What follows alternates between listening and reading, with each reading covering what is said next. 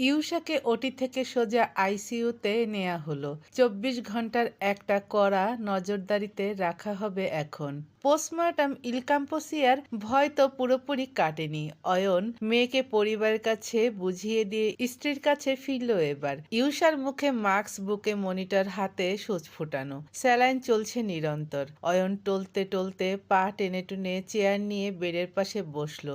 এতগুলো মাস ফোলা ভারী শরীর বয়ে বেড়ানো ইউসার মেধহীন পেট এখন ফাঁকা পড়ে আছে। অয়ন ঢোক গিলে সেই পেটের দিকে আঙ্গুল বাড়িয়েও ফেরত আনলো। ওই হাতটাই তুলে রাখলো ওর মাথায়। নিবিড় স্পর্শে বোলাতে বোলাতে ডাকলো, ইউসা, শুনতে পাচ্ছ ইউসা? অ্যানেস্থেসিয়ার বিকশ প্রভাবে ইউসা তখনও আচ্ছন্ন। রক্তচাপ একটু নিয়ন্ত্রণে এখন। চোখের পাপড়ি দুটো নড়তে দেখে আরো উদ্গ্রীব হয়ে এগিয়ে বসলো অয়ন। তেমনি ব্যস্তভাবে ধীরস্বরে ডাকলো, ইউসা, তাকা না। কতক্ষণ আমাকে দেখিসনি, কথা বলিসনি, তাকা না একটু। আকুল ওই স্বর ইউসার কানে সাড়া ফেললো।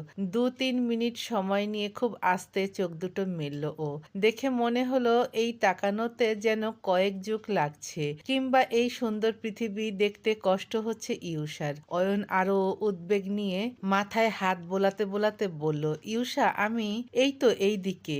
ইউসা ধীর উদ্বেগে ঘাড়টা ফেরালো হালকা। অয়ন মৃদু হেসে শুধালো, এখন ভালো লাগছে? ইউসার কথা বলার শক্তি নেই, উত্তরে মাথাও নাড়াতে পারল না, চেয়ে রইল শূন্য চোখে। অয়ন নিজেই বলল, আমাদের মেয়ে হয়েছে জানিস, খুব সুন্দর একটা মেয়ে, কি সুন্দর ওর চোখগুলো। ইউসা চেয়ে রইল, কথা বলতে পারলে বোধহয় জিজ্ঞেস করত কিছু, অথচ স্ত্রীর চোখের ভাষাতেই বুঝলো অয়ন। নিজেই বলল, দিদুনের মতো গায়ের রং পেয়েছে। দিদুনের গায়ের রং যেমন ভিন্ন রকম ফর্সা, সেরকম নাকটা আমার মতো। তবে এটুকু বলে থামলো অয়ন।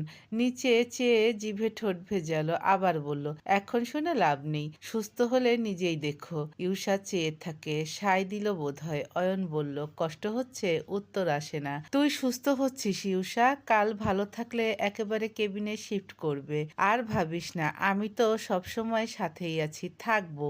ইউসা ভাবলো অয়ন দেখা করতে এসেছে, কথা শেষে চলেও যাবে আবার, কিন্তু সে গেল না, বরং স্ত্রীর রুগ্ন বাম হাতটায় নিজের গাল ঠেকিয়ে বসে রইল। ইউসার প্রচন্ড কান্নায় ঠোঁট ভেঙে আসে, নিস্পন্দ চোখের কোণ ছুঁয়ে দুফোঁটা জল নেমে যায়। বাচ্চা হওয়ার ৯টা মাস অয়ন যে ওর কি সেবা করেছে, মা থাকতেও ইউসার মাকে দরকার হয়নি। এই মানুষটা বাচ্চা যে কত ভালোবাসে ইউসা জানে, বোঝে। একবার রায়ান গায়ে পটি করে দিল, অয়ন নিজে পরিষ্কার করেছে সেসব। ঘেন্নায় এক চুলো ভ্রু কোস্কায়নি। যে মানুষটা কাছেই এসেছিল আরেকটা রায়ান পাওয়ার আশায়, ইউসা তাকে শরীরের অসুস্থতার দোহাই দিয়ে ফেরাই কি করে? মেয়েটা নিষ্পলক চেয়ে থাকতে দেখে অয়ন বলল, কিছু বলতে চাও? ইউসার চোখ দেখে বোঝা যাচ্ছিল ওর ভেতরটা ছটফটে কত, কিন্তু শক্তিতে কুলোয় না। অয়ন মুচকি হেসে বলল, গল্প পড়ে শোনাবো? দাঁড়াও আসছি। অয়ন গিয়ে হাতে করে দুটো ইংলিশ নোভেলের বই নিয়ে এলো, একটা টেবিলে রাখলো, পাশে বসে আরেকটার পৃষ্ঠা উল্টে উল্টে পড়ার মাঝে একবার চেয়ে দেখলো ইউসার অসুস্থ চেহারা। রাত তখন অনেক বাজে। অয়ন একটা একটা পাতা উল্টে জোরে জোরে বই পড়ছে, আর মুগ্ধ হয়ে শুয়ে শুয়ে শুনছে ইউসা। বইটা ছোট থাকায় শেষ হলো দ্রুত। অয়ন শেষ পাতা ভাঁজ করতে করতে ভ্রু নাচালো, কেমন ছিল?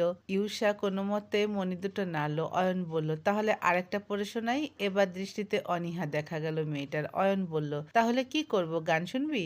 ইউসার নীরব চোখের ভাষা সরব হলো। আনন্দিত কিছু শুনলে মানুষের যা হয়। অয়ন ফোঁস করে শ্বাস ফেলল। ওর শরীর ক্লান্তিতে চুর। গতকাল রাতে ডিউটি শেষে ফিরতে রাত হয়েছিল, ঘুমোতে ঘুমোতে ভোর। আর ঠিক তার ঘন্টার মাথায় ইউসার খিঁচুনি উঠল। এরপর থেকে ও একদণ্ড জিরোয়নি। হাসপাতালের এ প্রান্ত থেকে ওই প্রান্তে ছুটেছে। ঘুমে চোখ ভেঙে যাচ্ছে এখন, কিন্তু অয়ন কি সানন্দে। ছেলেটা ঝুঁকে এসে ইউসার কার্নিশের পানিটা মুছিয়ে দিল।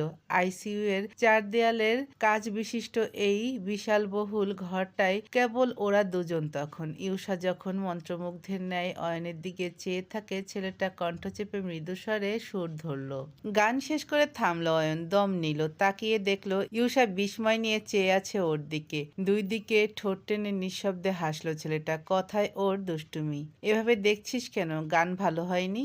ইউষার নয়নতারায় স্পষ্ট বিভ্রম তখনও। এই গানের কটা লাইন ঠিক 6 বছর আগে ও গেয়েছিল পাটায়ায়। অয়ন কি সেসব শুনে ফেলেছিল?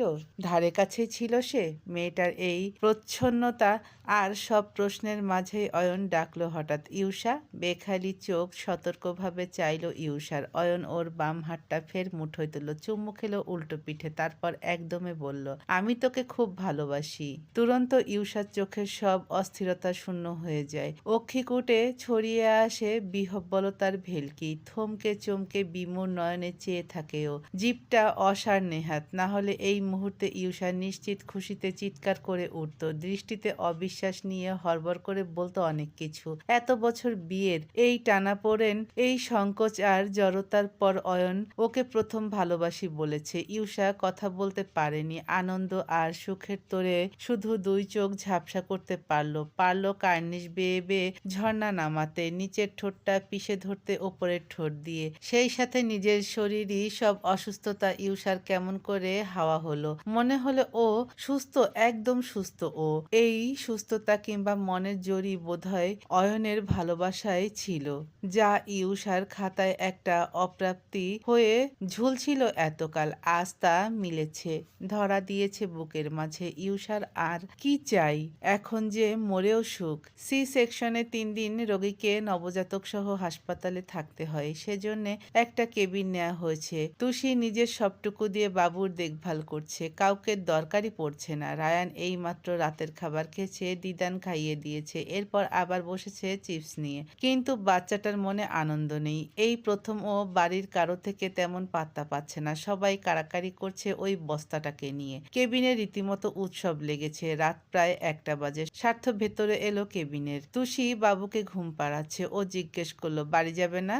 আমি তো এখানেই থাকবো, আপনি বরং মাকে নিয়ে যাওয়ার ব্যবস্থা করুন। কেঁদে কেটে খুব কাহিল হয়ে গেছে। রেহনুমার গলা বসে গেছে, বললেন, আমি যাব না। তনিমা মৃদু রেগে বললেন, বললেই হলো, তোর চেহারা দেখেছিস, গিয়ে একটু ঘুমা, আবার সকাল সকাল চলে আসিস। যা, আপাতত আমি আর তুষি থাকি। সাইফুলও একই কথা বললেন। শেষে রাজি হলেন তিনি। ইউষার সাথেও তো আর দেখা করতে দেবে না, কিন্তু নাতনি রেখেও যেতে ইচ্ছে করছে না। বাবুকে অনেকগুলো চুমু খেয়ে শেষে চলে গেলেন তিনি। স্বার্থ তখনও দাঁড়িয়ে। তুষি স্বামীর মুখ দেখে বুঝে গেল এই লোক ওকে ছাড়া বাড়ি যেতে নারাজ। ফোঁস করে শ্বাস ফেলে রায়ানকে বলল, বাবা তুমি পাপার সাথে যাবে? রায়ান এমনি হলে এক লাফে যেত, কিন্তু এখন এই বস্তার কাছে মাম্মাকে রেখে যাওয়া যাবে না। দুপাশে ঘাড় দোলালো, না মাম্মাম। স্বার্থ কাঁদ উঁচিয়ে বলল, তাহলে আমি গিয়ে কি করব? বাকিদের পাঠাই। অয়ন একা, মিন্তো আছে, আমি ওদের সাথে থাকি, ঠিক আছে? তনিমা আর রায়ান এক বেডে শুয়েছেন। তুষি শুয়েছে বাবু নিয়ে। তনিমা হঠাৎ নেমে ওয়াশরুমে গেলেন। বছর কয়েকে ওনার একটা রোগ ধরা পড়েছে, ডায়াবেটিস। এর পরপরই তুষির ফোন ভাইব্রেট হলো। স্ক্রিনে স্বার্থর কল, আবার মেসেজ, বাবুরা ঘুমিয়েছে, বাইরে এসো তাহলে। দীর্ঘশ্বাস টেনে হাসলো তুষি। দুপাশে মাথা নেড়ে বলল, এই লোকটাও না। বাবুর দুই পাশে কোলবালিশ দিয়ে নেমে এলো ও। রায়ানকে দেখলো ঘুমাচ্ছে। মাথার চুলটায় হাত বুলিয়ে বুক অব্দি কাঁথা টেনে দিল ছেলের। বাইরে থেকে দরজা বন্ধের শব্দ পেতেই তড়াক করে চোখ মেলল রায়ান। উঠে এলো তার চেয়েও ধরফরে গতিতে। বাবু বিভোর হয়ে ঘুমোচ্ছে, পরনে একটা নিমা ডাইপার, চারপাশে বালিশ নকশা আঁকা কাঁথা। রায়ান দুই হাতের ভর দিয়ে ওর মুখের উপর ঝুঁকে রইল। ঠোঁট চেপে দেখলো খুঁটে খুঁটে, তারপর দুম করে বাবুর ফর্সা নরম উরুতে একটা চিমটি কেটে দিল। অমনি ঘুমের মধ্যে গলা ফাটিয়ে ওয়া ওয়া করে চিৎকার ছুড়ল মেয়েটা। রায়ান ভরকে যায়, ভয় পায়। কান্না শুনে তো সবাই চলে আসবে। ও নিজের ঠোঁটে আঙ্গুল চেপে ফিসফিসিয়ে ধমকালো, চুপ করো, চুপ করো, এই বস্তা চুপ করো। বাবু কিছু বুঝলো না, হাত পা ছুঁড়ে ছুঁড়ে কাঁদলো, বরং শব্দ বাড়লো আরো। রায়ান ভ্রুকুসকে বলল, আমার আদরের ভাগ্নে বেয়ার, কাঁদুনি বুড়ি, মাম্মাম থেকে দূরে থাকো। তনিমা ছুটে বের বের হলেন। উদ্বিগ্ন হয়ে বললেন, কি হলো, কাঁদছো কেন দাদু ভাই? রায়ান ছিটকে সরে গেল, দুহাত তুলে বলল, আমি কিছু করিনি দিদান, আমি তো দেখতে এলাম কেন কাঁদছে। খিদে পেয়েছে মনে হয়, আমি দুধ বানাই, তুমি একটু কোলে নাও তো। রায়ান নাক কুচকে ফেললো, ও কোলে নেবে? ইস, তুষি এলো তক্ষুনি, ত্রস্ত কোলে নিল বাবুকে। এত বেশি কাঁদছে মেয়েটা, সন্দেহ হলো ওর। আবার গভীর ঘুমে দেখে যাওয়া রায়ানও দিব্যি দাঁড়িয়ে আছে, চেহারার কাচুমাচু ভাব দেখে বলল, রায়ান তুমি আবার বাবুকে কিছু করনি তো? না মাম্মাম। কিন্তু তুষির চোখ ঠিক গিয়ে বাবুর উরুতেই পড়ল। সদ্যজাত বাচ্চা, এটুকু চিমটিতে কোমল ত্বকে গাঢ় দাগ বসে গেছে। তুষির মাথা ফেটে গেল রাগে, চেঁচিয়ে বলল, রায়ান চিমটি দিয়েছ ওকে? রায়ান ঢোক গিলল। তুষি আরো রেগে বলল, এই ছেলে, ওকে মেরেছিস? ও তেড়ে আসতেই তনিমা এসে নাতিকে আড়াল করলেন, বললেন, থাক থাক, বাচ্চা তো, ওই বা কত বোঝে, তাই বলে মারবে? ইস, কত ব্যথা পেল না জানি। রায়ান কেঁদে ফেলল কষ্টে। মাম্মাম ওর কান্না দেখে ধরলও না, বাবুকেই দোলালো। ভীষণ অভিমান হলো ওর। এক ছুটে বেরিয়ে গেল কেবিন থেকে। স্বার্থ হাঁটছিল করিডোরে, ঘুম আসছে না ওর। পরনের ইউনিফর্ম পাল্টেছে, শার্ট প্যান্ট পরেছে এখন। পাপাকে দেখে এক দৌড়ে গিয়ে দুই হাতে কোমর জড়িয়ে ধরল রায়ান, ঠোঁট ফুলিয়ে জানালো, পাপা, মাম্মাম বাবু পেয়ে আমায় ভুলে গেছে। স্বার্থ চমকালো কিছু, পরপর কথা শুনে হেসে ফেললো। এক টানে কোলে তুলে চোখ মুছিয়ে দিতে দিতে বলে, ভুলে যাবে কেন? কে বললো এসব? ওই যে বস্তাটাকে নিয়েই তো পড়ে আছে, ভ্যা ভ্যা করা কাঁদনি বস্তা। রায়ান এগুলো বলে না, তোমার ছোট বোন ও। রায়ান মুখ ফিরিয়ে নিল। স্বার্থ ওকে নিয়ে কেবিনে এলো এবার। তুষি তখনও বাবুকে কোলে নিয়ে দোলাচ্ছে। স্বার্থকে দেখেই বলল, আপনার ছেলে বাবুকে চিমটি দিয়েছে, জানি। জানেন, কিছু বলবেন না? তখন বোঝেনি, এখন বুঝে আদর দিতে এসেছে। রায়ান ঠোঁট গোছ করে বলল, আমি আদর দেব না, পাপা বললেও না। রায়ান দমলো এইবার, হার মেনে বলল, আচ্ছা দেব। তুষি দীর্ঘশ্বাস ফেলে বলল, বাচ্চাটাকে একটু শাসনও করেন না? শাসনের বয়স হয়নি ওর। তুষি বিড়বিড়িয়ে বলল, একদিন মজা বুঝবেন। স্বার্থ বাবুকে ওর কোল থেকে নিয়ে বেডে বসলো, রায়ানের সামনে ধরে বলল, দাও, আদর দাও। রায়ান চেহারা ভোতা করে বাবুর দিকে চেয়ে রইল। এতক্ষণ কান্নায় সারা মুখ টকটকে লাল হয়ে আছে। পাপা বলেছে যখন, আদর দিতে হবেই। খুব অনীহায় বাবুর ছোট গালে চুমু খেলো সে। স্বার্থ হেসে ফেললো, তুষির দিকে চেয়ে বলল, আমি মাথায় হাত বোলাতে বুঝিয়েছি। ছেলে ডিরেক্ট চুমু দিয়ে ফেললো। তুষি বলল, আপনারই ছেলে তো? রায়ান তক্ষুনি বলল, পাপা আরেকটা আদর দেব? তুষি বলল, না আর লাগবে না, এখন ঘুমাও, অনেক পকপক হয়েছে। রায়ান উঠে শুলো দাদির পাশে। তুষি ওর গায়ে চাদর টেনে দেয়। স্বার্থ বেরিয়ে যায়। তুষি আলো নেভায় কেবিনে। রায়ান শুয়ে শুয়ে ভাবে, এক গালে চুমু দিলে দাঁতে পোকা হয়, কাল সকালে আমি ওর অন্য গালেও আরেকটা চুমু দেবই দেব মাম্মাম। ঠিক দুপুরে ইউষাকে কেবিনে আনা হলো। টানা দুটো দিনের শরীরী ধকল পেরিয়ে একটু উঠে বসেছে মেয়েটা। স্যালাইন আর চলছে না, মুখের মাস্কটাও তোলা হয়েছে। খুব দুর্বল থাকলেও এখন একটু কথা বলতে পারে। হুইল চেয়ারে বসিয়ে ওকে নিয়ে অয়নী কেবিনে এলো। সাথে নার্স আয়া দুজনেই ছিলেন। ভেতরে ঢোকার সাথে সাথে ইউষা চমকে গেল করতালি আর বেলুন ফোটানোর শব্দে। ওর কাজিনরা এসেছে। মিন্তো কেক এনেছে একটা, কেকের ওপর লেখা ওয়েলকাম। মিন্তো আর আগের মতো নেই, তার বেশভূষা পাল্টে গেছে, জিম করে। শরীরটা হিরোর চেয়ে কম না, চুলের মধ্যে অফ হোয়াইট হাইলাইটার করা। বোনকে দেখেই কেক নিয়ে ছুটে এলো, হাঁটু মুড়ে বসলো কাছে। ইউষা বলল, তুই কখন এলি? মিন্তো রেগে রেগে বলল, পরশু। খুব তো মরার ভয়ে দেখাচ্ছিলি সবাইকে, 40টা খেতে অন্তত আসতে হতো না আমার? রেহেনুমা এক ধমক দিলেন, কিন্তু হাসলো ইউষা। ভাইয়ের চুলে হাত বুলিয়ে বলল, নতুন কালার করেছিস, বুড়ো বুড়ো লাগছে। মিন্তো বোনের হাতটা মাথা থেকে এনে মুঠোতে ধরলো, চোখ দুটো ভিজিয়ে ঘাড় নুইয়ে ডুকরে উঠলো অমনি। ইউষা আহামক বনে যায়। মিন্তো ওর কোলের ওপর মুখ গুজে জোরে কেঁদে ফেললো, যেন ছোট কোনো বাচ্চা। অমন হাউমাউ করেই বলল, কত ভয় পেয়ে গেছিলাম আমি, কত ভয় পেয়েছিলাম। বাকিরা মুসকি মুসকি হাসলেন। এটাই তো ভাই বোনের ভালোবাসা। ইউষা ভাইয়ের পিঠে হাত বোলায়, নিজেও ফুফিয়ে কাঁদে, বলে, আমি ঠিক আছি এখন মিন্তো, শোন না দেখি, তুই দাড়ি কাটিস না, রবীন্দ্রনাথ হবি? মিন্তো হাসলো, চোখ মুছতে মুছতে মুখ তুলে ইউষার মাথায় গাঁটটা মারলো, পরপর জড়িয়ে ধরলো দুই হাতে। মাঝে একটা হাত বাড়িয়ে বলল, তুমি বসে আছো কেন, এসো। তুষি যেন এই ডাকের অপেক্ষায় ছুটে এলো অমনি। 3 ভাই বোন গলাগলি করলো এইটুকু কেবিনে। রায়ানকে ডাকা হলো না, কিন্তু সেও হাজির। মামার কোলের ভেতর পাটা ঢোকানোর চেষ্টা করে বলল, বলল, আমাকেও নাও, আমাকেও নাও মামু। মিন্তু ওকে কোলে নেয়ার বদলে হাতে শুয়ে ফেলল, পটাপট চুমু দিয়ে বলল, তুমি তো আমার সব ভাগ্নে, তোমাকে রাখবো মাথায়। অয়ন ডিউটি থেকে কটা দিন ছুটি নিয়েছে। দুটো কচকচে নোট আয়াকে বকশিস দিতেই সালাম ঠুকে চলে গেলেন তিনি। ইউসা এবার আশেপাশে তাকায়, বাচ্চা খোঁজে। কাল একটু মুখটা দেখেছিল, তাও ভালো করে না। তনিমা বুঝতে পারলেন, কোলে নিয়ে এগিয়ে গিয়ে কাছে দিলেন ওর। ইউসা কেমন আহাজারির মতো মেয়েটাকে বুকের কাছে নিল। কত সাধনা আর কত স্বপ্নের ফল। বাচ্চাকে ধরতে ধরতে আবার মুখ তুলে অয়নকেও দেখলো একবার। তৃপ্ত চোখে শুধু হাসলো মানুষটা। ইউসা নিজের গালে মেয়ের ছোট্ট গাল মিলিয়ে হু হু করে উঠল। চোখের জলে ভিজে গেল বাবুর চুল। ঘাবড়ে গেল সে। ঘুম ভেঙে কেঁদে উঠল নিজেও। মা মেয়ের কান্না সবাই চুপচাপ দেখলেও তুষি বলল, ভয় পেয়েছিলে? ইউসা চোখ মুছে বলে, আমার কিছু হলেও আমার মেয়ে যে তোমাদের কাছে রাজকন্যার মতো থাকবে আমি জানতাম। শুধু ভাবছিলাম আমার জীবনের এই সুন্দর সময়গুলো আর ফিরবে কিনা, তোমাদের সাথে আর দেখা হবে কিনা। রেহনুমা আতকে বলেন, এসব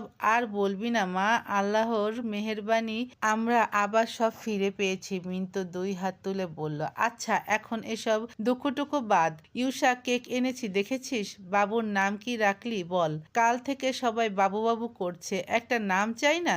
নাম রাখ, তারপর কেক কাট। রায়ান বলল, হ্যাঁ মামু, বাবু তো শুধু আমি। মিন্তু ঘাড় ঝাঁকালো, একদম ভাগ্নে। ইউসা বলল, আমি নাম ভেবেছি, কিন্তু মেজ ভাইয়া, চাচু, বাবা কেউ নেই কেন? তুষি বলল, বাবা অফিসে গিয়েছেন, দুটো দিন যায়নি, ভাবলেন একবার দেখে আসবেন। আরেক বাবা গিয়েছেন ফল কিনতে, আর উনি থানায় গিয়েছেন, চলে আসবেন বিকেলের মাঝে। তুমি কি নাম রাখবে বলো না?